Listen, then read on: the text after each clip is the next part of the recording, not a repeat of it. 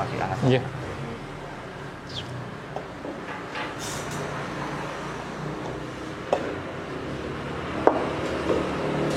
Assalamualaikum warahmatullahi wabarakatuh. Alhamdulillah, salatu wassalamu ala rasulillah. Alhamdulillah, pada kesempatan pagi hari ini kita masih bisa berkumpul dalam keadaan sehat walafiat. Jazakumullah khairan, Ustaz Umam, ada tamu Mas Tama, matur nuwun Mas Tama, terus teman-teman semua atas waktunya untuk menghadiri acara pada pagi hari ini. Sebelum kita memulai kajian pada pagi hari ini, akan ada sedikit yang ingin saya sampaikan, bahwa acara pagi ini selain kajian, insya Allah nanti teman-teman akan incip-incip, ada sarapan nanti, tapi setelah kajian selesai Ustaz ya. Nah, saya selalu founder dari Koncoy, dan nanti ada namanya nasi uduk Bang Jenggot. Nanti teman-teman bisa cobain, bisa kasih review, dan saya juga mohon doanya. Ini adalah salah satu ikhtiar dari kami, mudah-mudahan diberi keberkahan. Tanpa berpanjang kalam, monggo Ustaz Umam. Oke. Semoga.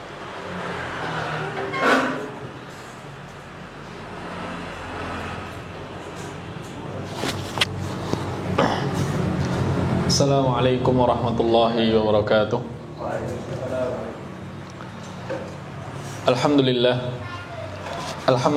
ala ihsanih, wa syukru lahu ala taufiqihi wa amtinani, wa asyhadu an la ilaha illallah wahdahu la syarika lah ta'ziman li sya'nih, wa asyhadu anna Muhammadan abduhu wa rasuluh al-hadi ila ridwanih. Allahumma salli wa sallim wa zid wa barik wa an'im ala ibadika wa habibika Muhammad ibn Abdullah wa ala alihi wa ashabihi wa man tabi'ahu bihudah ila yaumil qiyamah. Amma ba'du.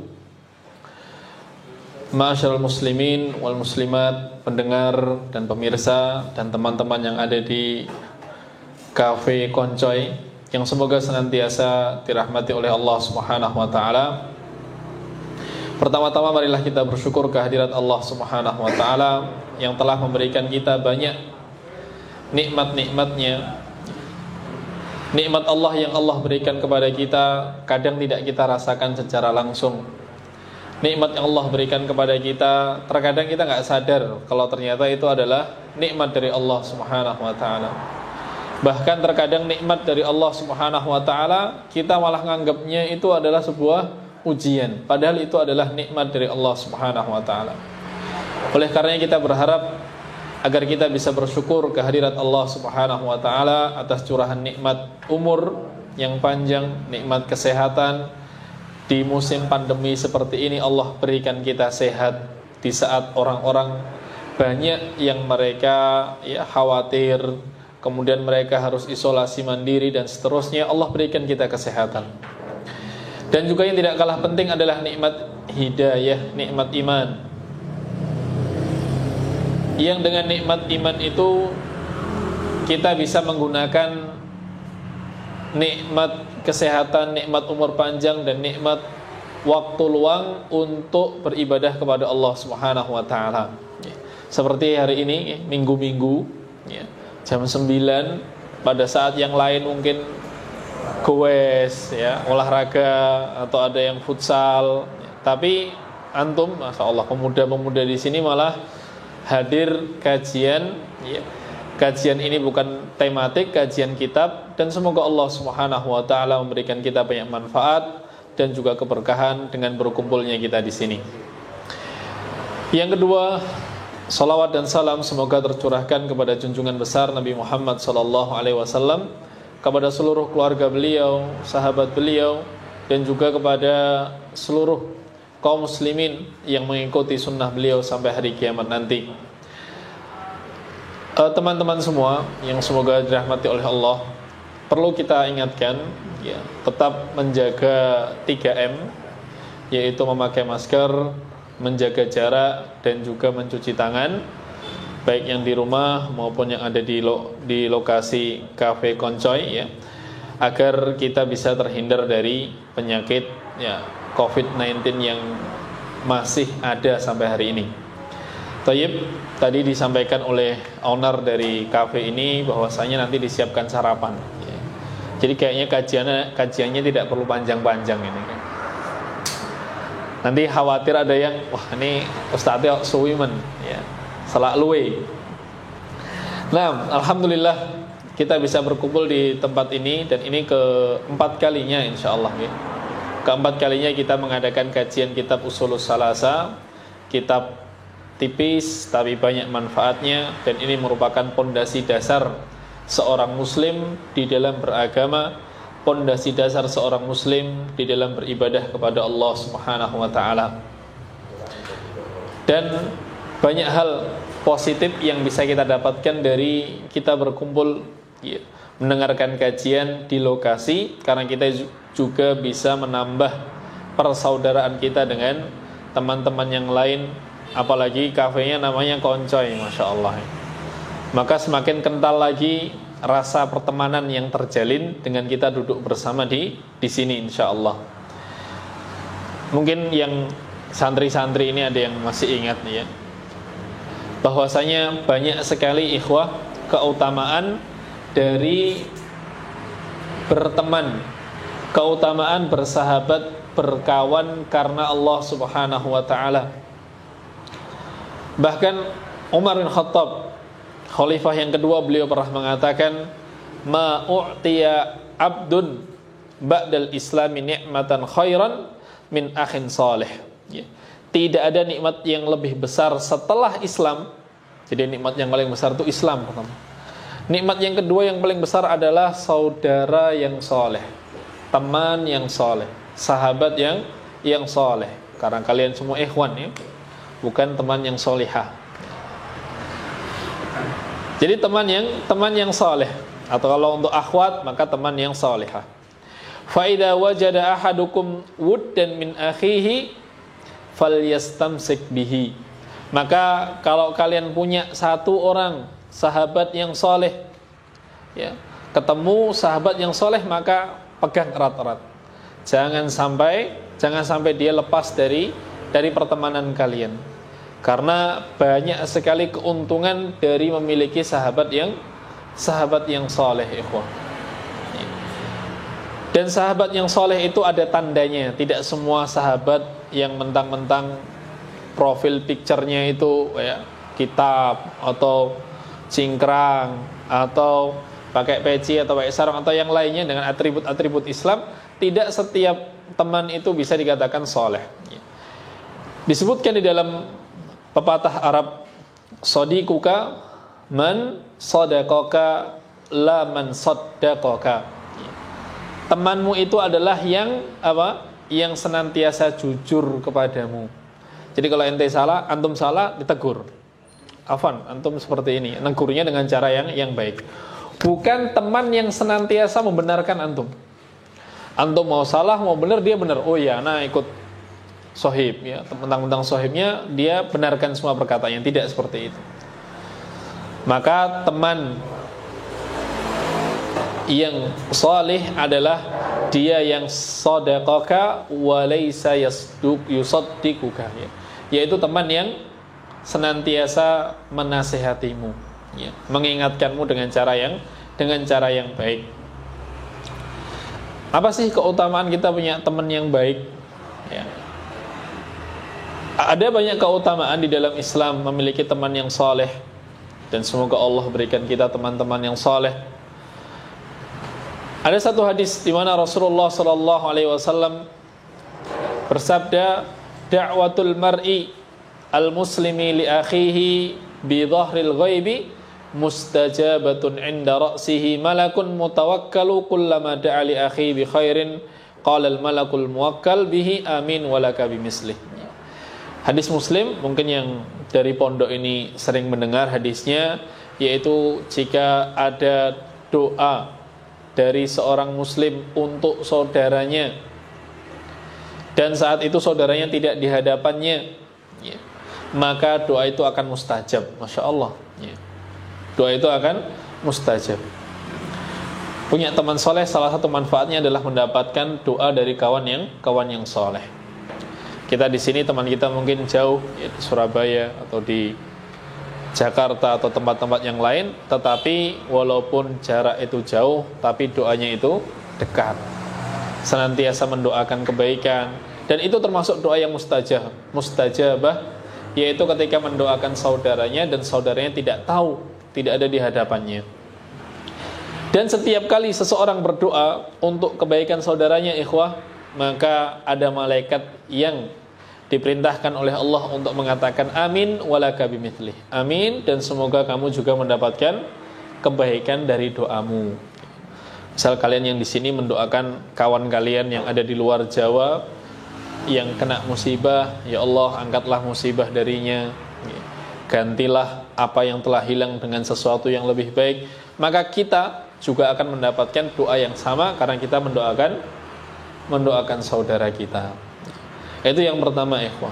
Manfaat dari memiliki sahabat yang baik adalah kita mendapatkan doa dari orang yang saleh, ya.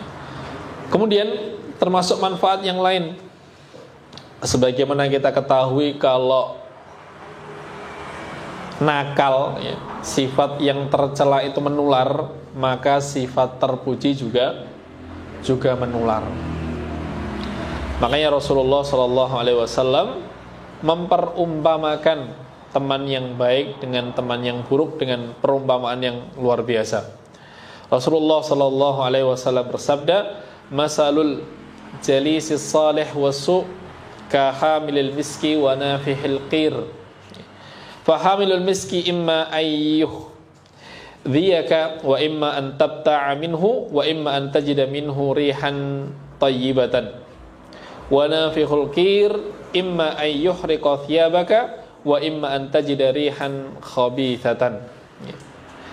Perumpamaan teman yang baik dan teman yang buruk itu seperti orang yang jual minyak wangi dengan seorang pandai besi, ya.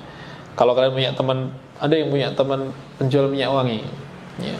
Kalau punya teman penjual minyak wangi, dan saya punya, alhamdulillah, itu kalau ada produk baru suruh nyoba, masya Allah, ya. Salah satu manfaatnya, ya.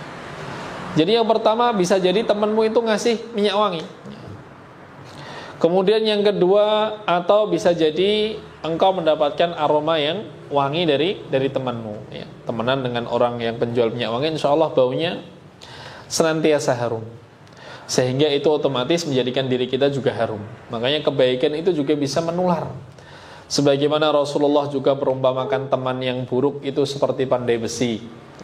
Kalau tidak kena apinya, panasnya, hawa panasnya, maka kita akan mencium bau yang tidak sedap dari pandai besi.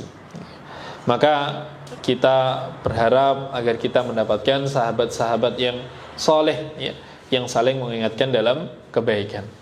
Dan juga memiliki sahabat yang soleh, maka akan dikumpulkan dengan Allah, oleh Allah Subhanahu wa ta'ala di surganya dengan orang-orang yang kita cintai. Rasulullah SAW bersabda, suatu saat datang orang kepada Nabi SAW, ya,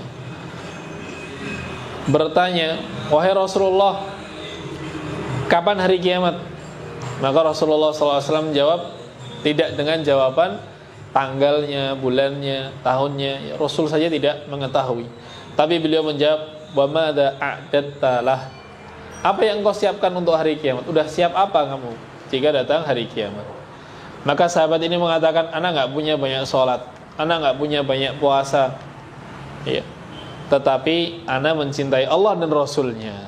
Maka apa jawaban Rasulullah SAW? Beliau mengatakan, "Anta ma'aman ahbabta fil jannah." Ya fulan, wahai sahabatku, engkau itu akan dikumpulkan bersama orang yang engkau cintai, ya. Makanya ini termasuk hal yang penting, seseorang itu memilih teman, mencari teman yang soleh, dan itu didapatkan di dalam majelis ilmu, ya. Dan itu bisa didapatkan dalam majelis ilmu.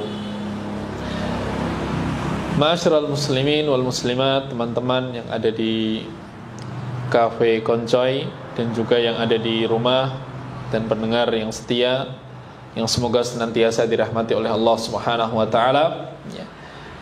Kita melanjutkan kajian kitab Ushulus Salasa. Insyaallah kajiannya ringan, tidak terlalu berat. Dan kita telah sampai pada ad-darsu ats-tsalits, ya. Jadi sebelum masuk ke inti pembahasan 3 dasar utama atau 3 pondasi utama seorang muslim, ada beberapa muqaddimah yang disampaikan oleh penulis. Pertemuan pertama kita bahas tentang ada 4 hal yang harus dilakukan oleh seorang muslim, yaitu pertama apa? Berilmu, kemudian beramal, kemudian mendakwahkan ilmu, kemudian yang terakhir apa? Sabar. Yang terakhir adalah sabar. Kemudian juga setelah beliau menyampaikan tentang 4 hal mendasar yang itu semua ada di dalam surat Al-Asr, dan itu adalah syarat kebahagiaan seorang muslim di dunia dan di akhirat adalah dengan 4 hal tadi. Setelah itu penulis menyampaikan tentang ada 3 hal yang juga wajib diketahui oleh seorang muslim. Yang pertama adalah bahwasanya Allah Subhanahu wa taala yang menciptakan kita, Allah yang memberikan rezeki kepada kita, dan Allah itu tidak lepas tangan, ya. Menciptakan terus ditinggalkan, tidak. Tapi Allah menciptakan kita dan memberikan kita semua kebutuhan kita. Baju yang kita pakai sekarang, sendal, HP, tas, kendaraan, itu semua dari Allah Subhanahu wa ta'ala. Maka ketika kita tahu yang menciptakan Allah, yang memenuhi kebutuhan kita adalah Allah Subhanahu wa ta'ala, maka sudah jelas, Pak, kalau kita juga harus beribadah kepada Allah Subhanahu wa ta'ala. Bukan karena Allah yang butuh, tetapi karena kita yang membutuhkan kepada Allah Subhanahu wa ta'ala. Kemudian muqaddimah yang kedua kemarin juga membahas 3 hal itu. Yang pertama tadi, ya, Allah yang menciptakan kita, yang memberikan rizki, mencukupi kebutuhan. Yang kedua, Allah itu tidak ridha kalau kita menyekutukan Allah Subhanahu wa ta'ala. Makna menyekutukan, ya, adalah kita menyembah Allah, tapi kita juga menyembah yang lain. Kita menyembah Allah, tapi kita menggantungkan hati kita kepada yang lainnya. Kita menyembah Allah, tapi kita tawakalnya kepada yang lainnya. Kita menyembah Allah, tapi cinta kita yang paling besar kepada selain Allah subhanallah ta'ala, ya. Maka hal itu tidak diridhai oleh Allah Subhanahu wa ta'ala. Kemudian yang ketiga, masih muqaddimah yang kemarin, yang kedua adalah annaman ata'a ar-rasula, ya. Barang siapa yang mentaati Rasul sallallahu alaihi wasallam, wa wahadallaha la yajuzu lahum walatun man hadallahu wa rasulah. Barang siapa yang ngaku cinta Nabi, taat kepada Nabi, mentauhidkan Nabi, maka enggak boleh, Pak, dia itu mencintai musuh-musuh Allah, mencintai musuh-musuh Rasulullah sallallahu alaihi wasallam. Walaupun musuh-musuh itu adalah ayah-ayah mereka, ibu-ibu mereka, atau saudara-saudara mereka, ya, atau teman-teman mereka, tetap yang didahulukan adalah Allah Subhanahu wa ta'ala dan Rasulnya. Yaitu sekilas tentang apa yang telah kita kaji pada pertemuan sebelumnya. Kemudian pada kesempatan yang berbahagia ini kita masuk kepada muqaddimah yang ketiga, dan ini muqaddimah terakhir setelah kajian ini. InsyaAllah kajian selanjutnya kita masuk inti dari kitab ini, yaitu 3 landasan utama seorang muslim. Karena 3 landasan inilah yang akan ditanyakan oleh malaikat di dalam kubur. Dan kalau tidak kita pelajari, khawatirnya kita tidak bisa menjawab pertanyaan-pertanyaan malaikat di dalam kubur. Makanya Utsman bin Affan, beliau itu pernah ditanya oleh sahabat yang lain, "Wahai Utsman, ketika engkau diingatkan tentang azab neraka, tentang hari kiamat, kenapa engkau tidak menangis? Ya, tapi ketika lewat kubur engkau menangis." Maka Utsman bin Affan radhiyallahu anhu mengatakan, sesungguhnya kubur itu adalah awwalu manzilin min manazilil akhirah. Kubur itu, Pak, adalah tingkatan pertama, tahapan pertama sebelum kita menuju tahapan-tahapan selanjutnya di akhirat. Maka barang siapa dimudahkan di dalam kubur, maka setelahnya lebih mudah. Tapi kalau dikubur saja dia sudah, subhanallah, disiksa, ya, maka setelahnya akan lebih susah dan lebih rumit lagi. Oleh karena kita, urgensi dari mempelajari kitab ini adalah karena 3 hal ini yang akan ditanyakan oleh malaikat di dalam kubur. Dan banyak riwayatnya insyaallah akan kita baca pada pertemuan mendatang biidznillah ta'ala.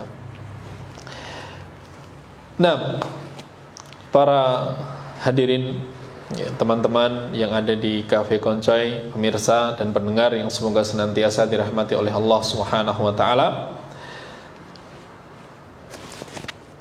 Penulis mengatakan al-hanifiyatu millati Ibrahim.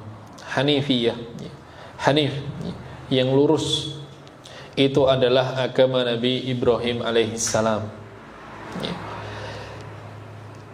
Penulis rahimahullahu ta'ala mengatakan i'lam arsyadakallah li ta'atih. Ketahuilah, semoga Allah subhanahu wa ta'ala menunjukimu kepada ketaatannya.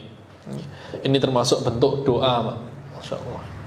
Dan ini kebiasaan orang-orang Arab itu, kalau kita ketemu biasanya, baru ketemu langsung dia banyak mendoakannya. Allah yuslih halak, Allah barakallahu fiik, ya. Kemudian hayyakumullah. Itu kebiasaan orang Arab ketika saling bertemu, mereka langsung dimulai dengan mendoakan, ya. Kalau kita di Indonesia mungkin seperti itu, ya, kurang menjadi kebiasaan. Jadi bahkan mungkin anak ketemu bapak, anak ketemu ibu, nggak ada ucapan mendoakan. Yang ada minta uang, ya, minta sangu, bu sangune, ya. Maka ini kebiasaan yang harus dibiasakan.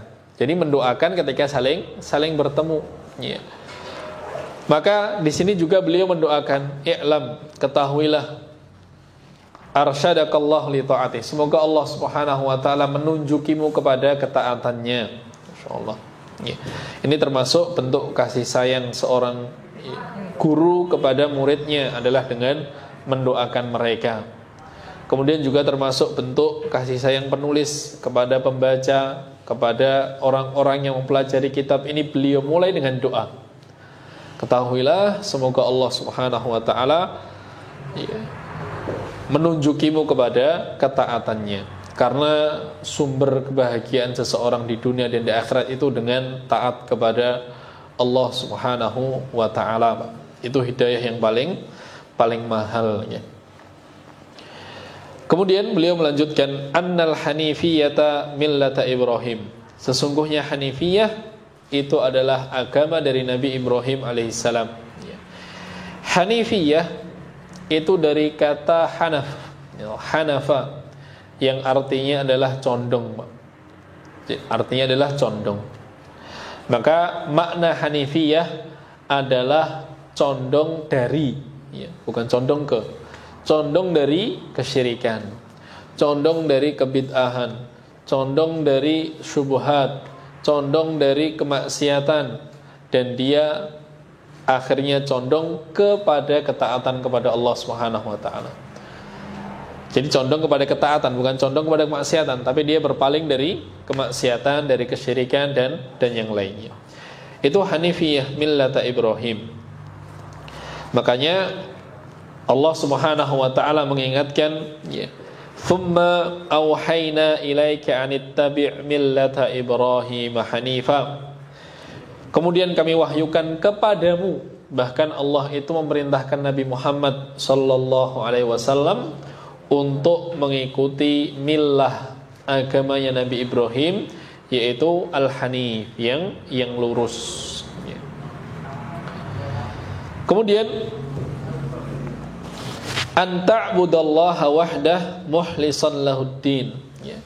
Millahnya Nabi Ibrahim itu adalah mengesahkan Allah Subhanahu wa taala, menyembah Allah Subhanahu wa taala satu-satunya, dan ikhlas di dalam agamanya. Anta'budallaha wahdahu muhlisan lahuddin, yaitu engkau menyembah Allah Subhanahu wa taala dengan penuh keikhlasan. Dan ini menjadi syarat kunci ibadah itu diterima. Sebesar apapun ibadah antum, ya, sebanyak apapun ibadah antum, jika tidak ada keikhlasan di dalamnya maka tidak diterima. Bahkan termasuk orang-orang yang pertama kali merasakan api neraka di hari kiamat adalah orang yang beramal dengan amalan jihad. Masya Allah, jihad. Orang yang beramal dengan mengaji Al-Quran dan mengajarkan Al-Quran. Bahkan orang yang pertama kali kena panasnya api neraka di hari kiamat adalah orang yang sedekah. Kenapa bisa? Ya, disebutkan dalam hadis Muslim, hadis yang panjang.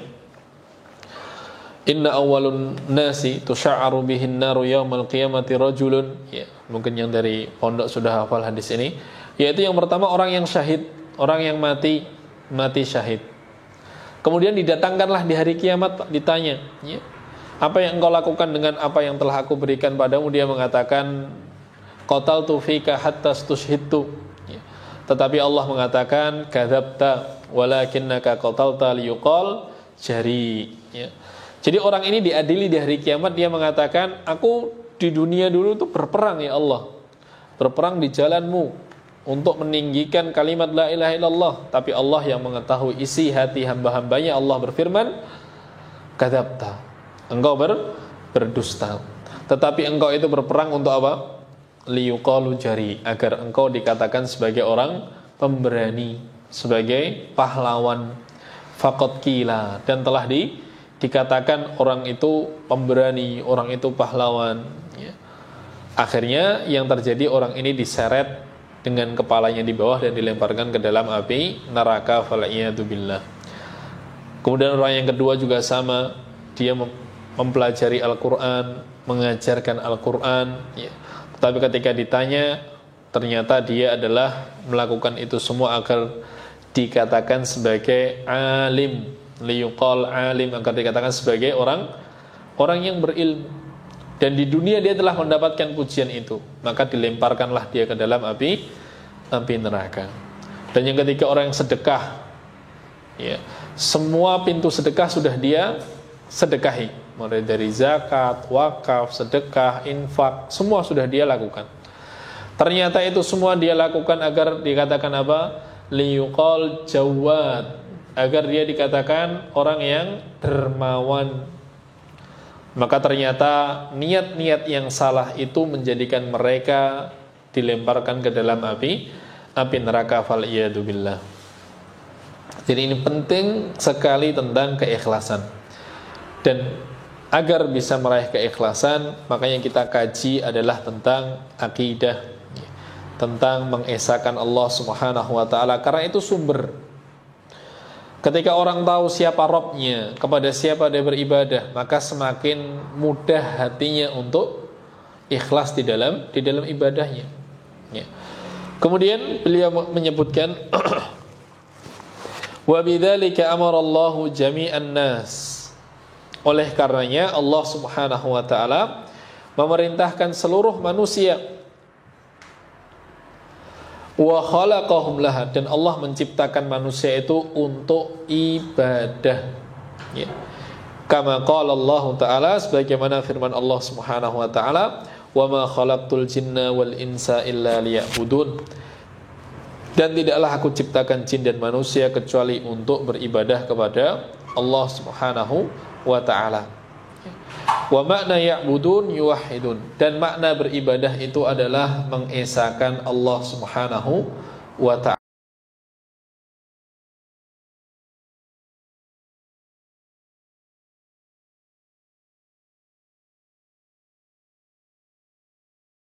Kepada Allah, ya Allah hidupkan saya. Ya, tidak ada satupun dari kita yang pernah minta kepada Allah, ya Allah hidupkan saya. Tapi Allah berikan kita kehidupan. Makanya nikmat kehidupan itu adalah pintu dari segala nikmat, Mas. Sebagaimana perkataan Ibnu Qayyim.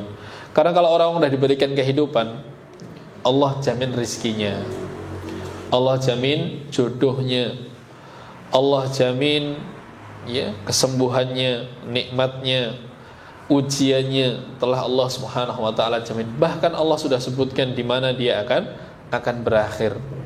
Maka nikmat kehidupan adalah pintu dari segala nikmat. Sehingga ketika kita menyadari bahwasanya tujuan kita dihidupkan oleh Allah Subhanahu wa taala itu bukan untuk main-main ya. Tujuan kita diciptakan oleh Allah Subhanahu wa taala tidaklah sia-sia, tapi kita diciptakan oleh Allah untuk beribadah kepadanya. Dan Ibnu Abbas di dalam tafsir Baghawi, beliau menyebutkan bahwasannya beliau punya kaidah, setiap yang disebutkan ibadah di dalam Al-Quran maka maknanya adalah yuwahhid, yaitu mengesahkan. Ini kaidahnya Abdullah bin Abbas di dalam mentafsir Al-Quran. Kemudian selanjutnya, wa a'dhamu ma amara Allahu bihi at-tauhidu, dan hal yang paling besar yang Allah perintahkan kepada hamba-hambanya adalah tauhid. Wa huwa ifradullahi bil ibadah, yaitu mengesahkan Allah Subhanahu wa taala dalam ibadah. Kita ulangi lagi, hal yang paling besar yang menjadi perintah Allah Subhanahu wa taala adalah tauhid, yaitu mengesahkan Allah Subhanahu wa taala. Tidak ada perintah yang lebih besar, tidak ada perintah yang lebih tinggi daripada mentauhidkan Allah Subhanahu wa taala. Dan makanya ketika kita tahu perintah yang terbesar adalah tauhid, makanya kita belajar, kita memahami hal yang paling dasar di dalam Islam itu dimulai dari tauhid. Mengesahkan Allah Subhanahu wa taala dalam sifatnya, yaitu Allah Subhanahu wa taala adalah pencipta, memberikan rizki, yang mengatur seluruh kehidupan manusia adalah Allah Subhanahu wa taala. Kita harus yakin hal ini. Kemudian yang kedua, kita mengesahkan Allah dalam ibadah. Salat kita hanya untuk Allah. Inna salati wa nusuki wa mahyaya wa mamati lillah. Sesungguhnya salatku, sembelihanku, kehidupan dan juga kematian hanyalah untuk Allah Subhanahu wa ta'ala. Maka dari sini juga difahami bahwasanya amalan-amalan kita duniawi itu bisa bernilai ibadah di sisi Allah Subhanahu wa ta'ala. Beda kalau tadi antum ke kafe niatnya ana mau kafe nyobain produk baru. Apa tadi produk barunya? Nasi uduk singkot. Sama teman antum yang kesini niatnya ana mau dengar kajian. Bismillah. Pahalanya sama atau beda? Beda. Ada yang dua-duanya. Ana mau dengar kajian sekalian testernya. Masya Allah ya. Tapi yang paling utama adalah mendahulukan niat kita untuk meraih pahala di sisi Allah Subhanahu wa ta'ala. Dan ini adalah hal yang paling besar yang Allah perintahkan kepada kaum muslimin, bahkan kepada para nabi, adalah mengesahkan Allah Subhanahu wa ta'ala. Kemudian penulis melanjutkan, wa'adhamu ma naha anhu asyirku, dan hal yang paling besar yang Allah larang adalah kesyirikan. Hal yang paling besar yang Allah Subhanahu wa ta'ala larang kita adalah kesyirikan. Karena sebagaimana kita ketahui bahwasanya dosa kesyirikan adalah dosa yang tidak bisa diampuni jika dia meninggal melakukan kesyirikan dan belum bertaubat kepada Allah Subhanahu wa ta'ala.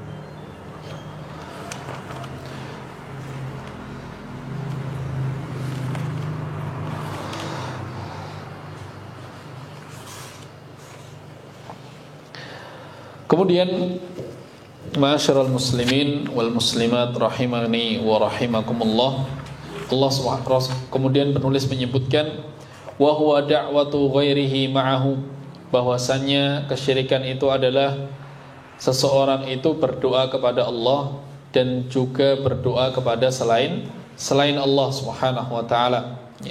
Dan dalilnya adalah firman Allah, wa'budullah wa la tusyriku bihi syai'a, dan sembahlah Allah Subhanahu wa taala, dan janganlah kalian menyekutukan dengan Allah Subhanahu wa taala sedikit pun. Oleh karenanya yang paling besar dosa yang dilakukan oleh manusia adalah menyekutukan Allah Subhanahu wa taala. Bagaimana mungkin dia menyekutukan Allah padahal Allah sudah memberikan dia kehidupan, Allah memberikan dia orang-orang yang menyayanginya, Allah mencukupi kebutuhannya, tetapi ternyata dia menyekutukan Allah Subhanahu wa ta'ala. Kemudian, ma'asyiral muslimin wal muslimat rahimani wa rahimakumullah, dan ini adalah dakwahnya para nabi, di mana mereka senantiasa menyeru umatnya untuk mentauhidkan Allah Subhanahu wa ta'ala dan juga menjauhi dari kesyirikan.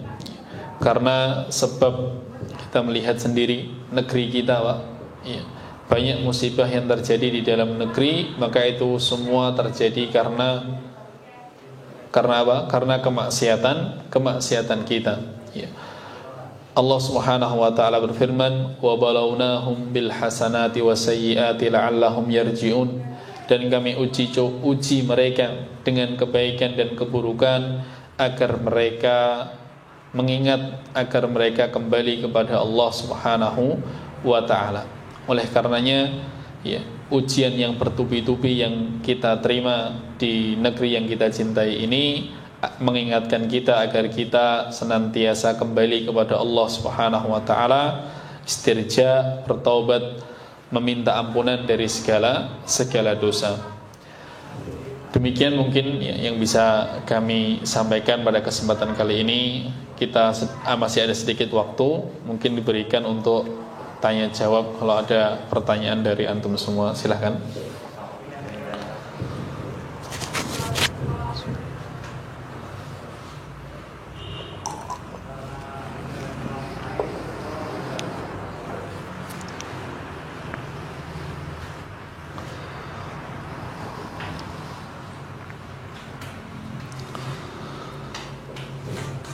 Yeah.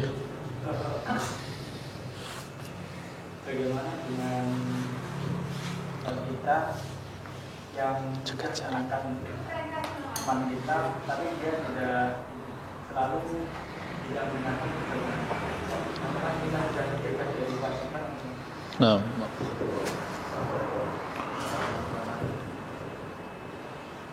Bismillah, wassalatu wassalamu ala rasulillah. Pertanyaannya tadi, bagaimana jika kita mengingatkan teman kita, ternyata teman kita tidak mau menerima? Apakah kita sudah termasuk bebas dari kewajiban kita untuk menasehati orang lain? Nah, perlu kita ingat bahwasanya kewajiban kita menasehati adalah semampu diri kita. Bahkan itu bukan hanya dalam menasehati, dalam masalah ibadah secara umum, terkait dengan perintah Allah, kita melakukannya semampu kita. Makanya Rasulullah SAW bersabda, "Wa idza amartukum bi syai'in fa'tu minhu mastata'tum." Kalau aku perintahkan kalian sesuatu, maka lakukan semampu kalian. Tetapi kalau larangan, harus kita jauhi semuanya. Wa idza nahaitukum anhu fajtanibu. Enggak ada mastata'tum, ya. Kalau aku larang kalian dari sesuatu, maka tinggalkanlah. Tidak ada semampu kalian. Oleh karenanya termasuk dalam menasehati, terlebih kepada saudara kita, teman kita, maka dengan cara yang baik. Karena sesuatu yang baik harus disampaikan dengan cara yang baik. Kalau misalnya di grup WA, ya kita nasihatinya nggak di grupnya, kita japri. Ya. Atau ketika di komunitas, maka kita sampaikan pelan-pelan kepada orang yang bersangkutan. Kalau sudah disampaikan ternyata dia menolak, ya ternyata dia enggan untuk menerima nasihat kita, maka tugas kita sudah selesai. Tinggal kita mendoakan kebaikan untuk saudara kita. Adapun untuk orang-orang yang menolak kebenaran, ya, maka itu bahaya sekali. Karena Allah Subhanahu wa taala mengingatkan, wa idza qila lahu taqillah akhadathul 'izzatu bil its fahasbuhu jahannam. Jika seseorang itu dikatakan ittaqillah, Mas ingat Allah Mas, tapi orang itu malah mengatakan lihat kepada dirimu sendiri, ya. Maka orang seperti ini dikatakan apa? Fahasbuhu jahannam. Cukup untuknya nanti dilemparkan ke dalam api neraka jahannam. Na'udzubillah. Maka kalau kita yang dinasehati, kita dengar, kita terima nasihat itu. Tapi ketika kita menasehati, kita harus siap diterima dan harus siap untuk ditolak nasihat kita. Bahkan sekelas Nabi Muhammad SAW, ketika beliau menyampaikan nasihat pun, ya banyak juga yang tidak beriman kepada beliau, tidak menerima nasihat beliau. Bahkan paman-paman beliau, ya, yang itu tahu bagaimana kondisi Nabi Muhammad dari kecil sampai besar, ya, itu saja tidak menerima nasihat beliau. Oleh karenanya dalam menyampaikan nasihat adalah semampu diri kita, ya. Karena juga disebutkan la ikraha fid din, enggak boleh kita maksa. Kecuali kalau itu anak antum, anak didik antum berikan hukuman kalau melanggar, itu tidak masalah, karena itu di bawah kekuasaan kita. Demikian mungkin yang bisa kami sampaikan, ya. Inti atau kesimpulan dari kajian kita pagi hari ini adalah keutamaan dari mencari teman-teman yang saleh, dan itu bisa kita temukan dalam majelis-majelis ilmu. Untuk itu, meskipun dalam kondisi pandemi seperti ini, jika memang ada majelis ilmu yang menjaga protokol kesehatan, marilah kita menghadirinya. Karena dengan demikian kita sedang berjalan fi raudin min riyadil jannah, ya, di taman-taman surga, yang semoga dengan kita menghadiri taman-taman surga, kita juga dimudahkan untuk masuk ke dalam surga. Kemudian kesimpulan yang lain bahwasanya kita mengetahui dari perkataan beliau tadi, perintah yang paling besar adalah mentauhidkan Allah, dan larangan yang paling besar adalah menyekutukan Allah Subhanahu wa taala. Wassallallahu ala nabiyyina Muhammad wa ala alihi wa sahbihi ajma'in. Subhanakallahumma bihamdika asyhadu an la ilaha illa anta astaghfiruka wa atubu ilaik. Wassalamualaikum warahmatullahi wabarakatuh.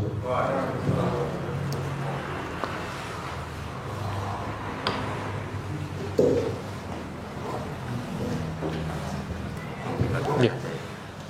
Teman-teman mohon ditunggu sebentar karena akan ada makan nikmat bersama Ustaz. Masya Allah. Alhamdulillah.